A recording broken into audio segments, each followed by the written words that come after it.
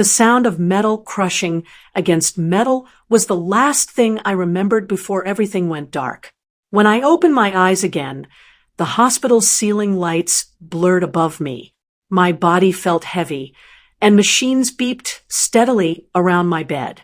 Panic rushed through me as memories crashed back.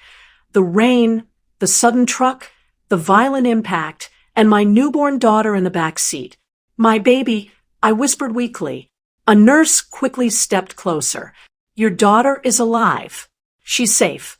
Subscribe now, because your support keeps this story alive."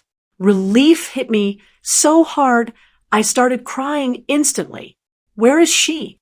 The nurse hesitated for just a second. "She's currently with family." That confused me. I had specifically asked my mother to watch my daughter only if something happened to me. I trusted her more than anyone. Later that afternoon, the doctor entered my room, checking charts with a careful expression. "You were lucky," he said gently.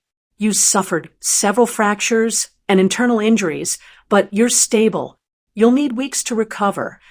One subscribe can turn motivation into a movement. Join us.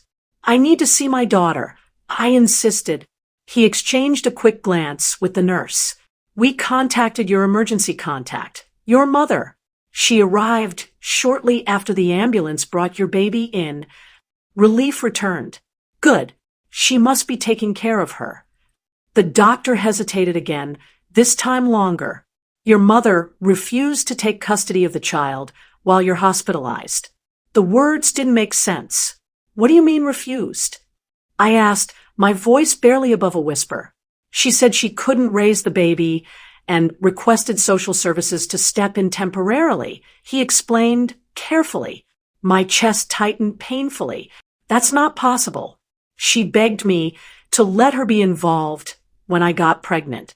She promised she'd always help. The doctor sighed softly. "I'm only telling you what was documented." Tears filled my eyes as memories flooded back.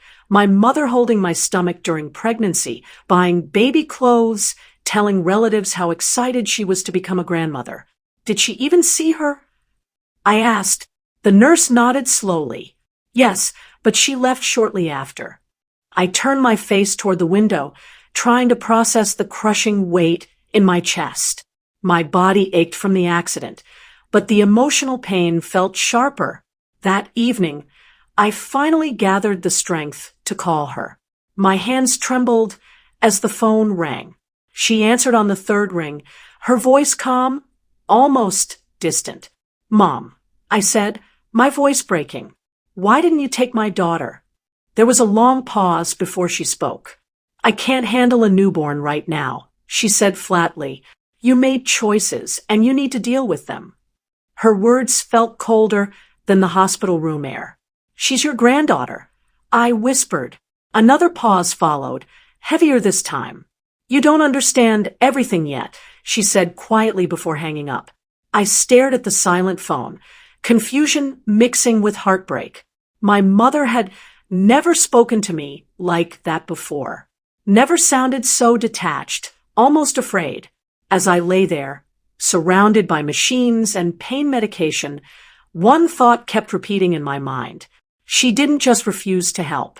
She sounded like she was refusing something far bigger, something she clearly didn't want to face. The next few days in the hospital felt endless. My body was slowly healing, but my mind stayed trapped in the same question. Why would my mother abandon her own granddaughter? Social services allowed the nurses to bring my daughter to my room for short visits. The first time I held her after the accident, I cried so hard the nurse had to gently remind me to breathe. She was perfect. Tiny fingers, soft breathing, completely unaware of the storm surrounding her arrival into the world. "I won't let anyone take you," I whispered against her forehead. Meanwhile, my mother refused every call I made. Messages went unanswered. It was like she had erased herself from our lives overnight.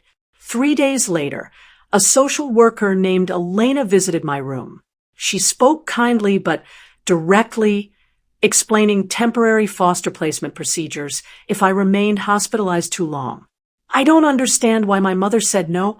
I told her. She was excited during my entire pregnancy. Elena hesitated before responding. Your mother did ask a very specific question when she was here. My heart tightened. What question? She asked whether the hospital had confirmed the baby's medical identity records yet. I frowned, confused. What does that even mean? She seemed extremely nervous about documentation. Elena said carefully, almost urgent. That detail stayed in my mind long after she left. Later that night, I asked one of the nurses if there had been any unusual paperwork when my daughter was admitted. The nurse checked briefly before returning with a concerned look. There was a delay confirming your baby's birth records. She admitted, not a mistake, more like missing older family information. Cold unease spread through me. What kind of family information? I asked. Genetic history, mostly. She replied, standard hospital procedure. It was eventually resolved after additional testing.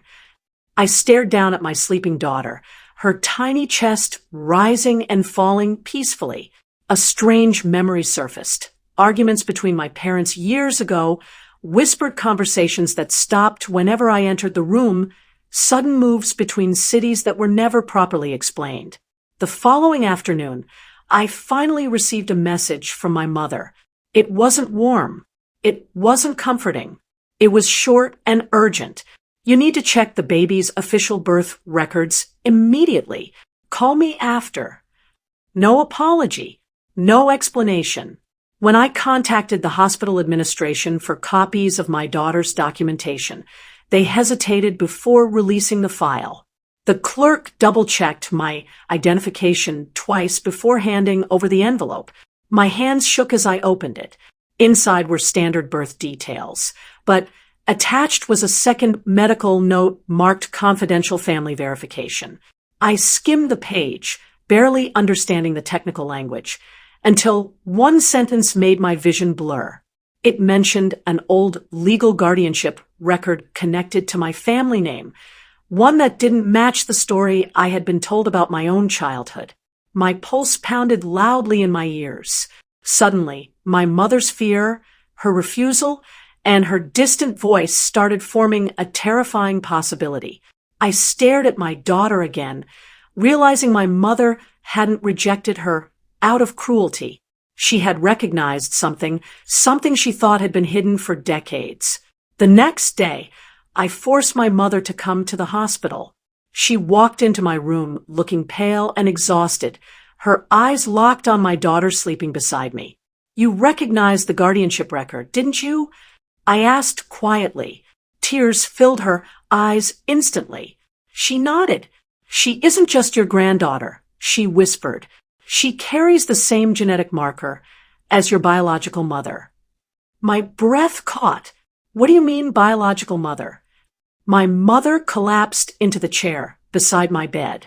She admitted that I had been adopted after a family tragedy when I was a baby. The truth had been hidden to protect me.